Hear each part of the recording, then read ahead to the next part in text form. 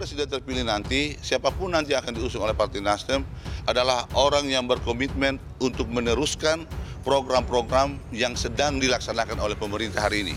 Jadi bukan oleh Jokowi ya, tapi pemerintah. Karena Pak, dalam hal ini Pak Jokowi mewakili Presiden. Kami merencanakan tanggal 10 November itu adalah hari yang akan diumumkan. Sebagai Ketua Umum Nasdem, bahwa bersama dengan PKS, Demokrat yang katanya sudah erat hubungannya, dekat hubungannya, Nasdem akan mendeklarasikan Anies Baswedan sebagai calon presiden. Kapan? Ya paling lambat akhir tahun.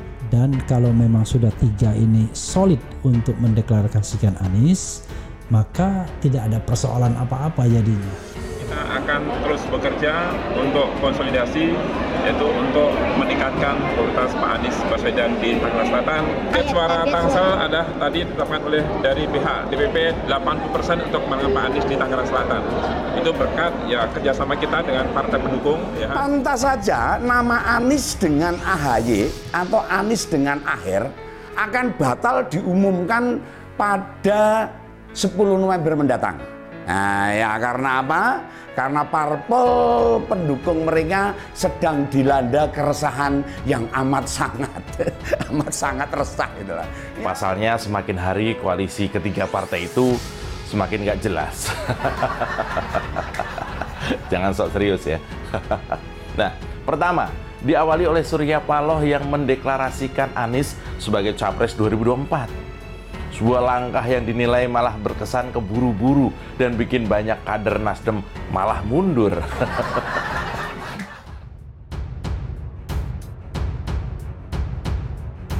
Koalisi Nasdem PKS Demokrat batal deklarasi 10 November.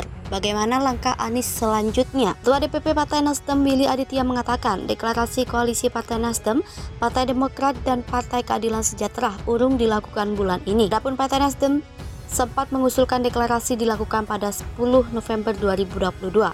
Akan tetapi, Willy menyampaikan rencana itu batal karena PKS dan Partai Demokrat masih perlu melakukan konsolidasi internal. Adapun rapat Majelis Syuro PKS disebut sebagai mekanisme internal untuk menentukan langkah politik terkait penentuan koalisi, termasuk keputusan dan pengusungan calon presiden dan calon wakil presiden. Sedangkan AHY diketahui sedang berada di Jerman selama 2 pekan terakhir. Namun demikian, Willy mengklaim tak ada gangguan soliditas antara ketiga parpol. Sebaliknya, Nasdem, Demokrat, PKS disebutnya kian mesra. Deklarasi tak dilakukan bersama. Lebih lanjut, Willy menjelaskan, kemungkinan ketiga parpol tidak akan mendeklarasikan diri bersama. Ketiga parpol ini bakal melakukan deklarasi koalisi perubahan masing-masing.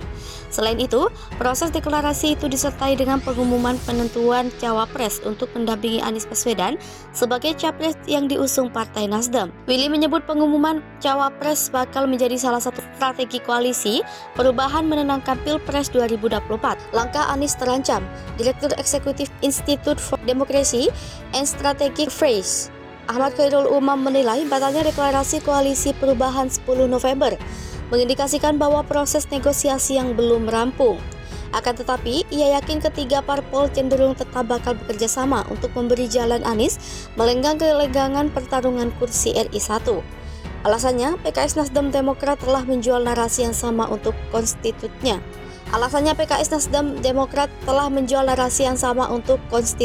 Konstituennya. Senada pengamat politik dari Indikator Politik Indonesia, Bawono Kumoro, menilai PKS dan Demokrat bakal tetap bersama Partai Nasdem.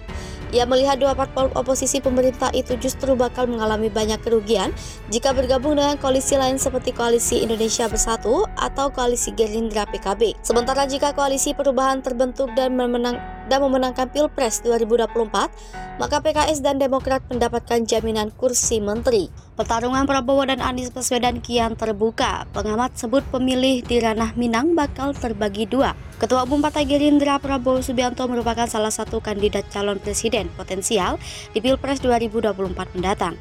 Hampir dalam semua simulasi survei Capres, namanya bertanding dengan Anies Baswedan dan Ganjar Pranowo. Nama Prabowo tak asing di telinga publik Sumatera Barat. Di Pilpres 2014, Prabowo Subianto Hatta Rajasa menang 76,9%. Lantas di Pilpres 2019, Prabowo Subianto Sandiaga Uno juga menang telak dengan perolehan suara mencapai 85,9%. Data itu mengungkapkan bahwa dukungan masyarakat Sumbar terhadap Prabowo tidak bisa dianggap remeh. Lantas, ketika Surya Paloh mengusung Anies Baswedan sebagai Capres 2024, konstelasi pun berubah. Kondisi itu terjadi lantaran banyak juga warga Minang yang mendukung Anies. Sebagian lainnya juga kecewa ke Prabowo lantaran bergabung menjadi menteri di kabinet Jokowi Maruf. Pengamat politik yang juga pakar komunikasi UN Imam Bonjol Padang, Abdullah Kusairi menilai pemilih di ranah Minang akan terbagi jika memang Anies Baswedan dan Prabowo Subianto masuk boxstar Capres dan berlawan di 2024. Lain ceritanya ketika Prabowo dan Anies bersatu atau berpasangan. Menurut Kusairi, 2 kali kemenangan Prabowo di Pilpres di ranah Minang tak bisa dipandang enteng. Dengan kata lain, Prabowo diyakini masih memiliki basis kuat di daerah Sumbar.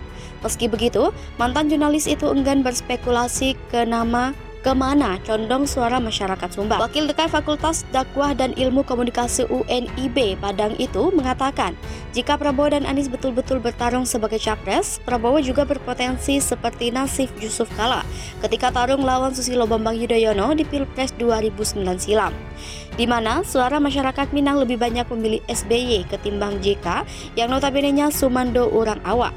Di sisi lain, sekuat apapun figur Prabowo, Anies dan Capres lainnya nanti, tetap yang menentukan adalah cara kerja tim kampanye.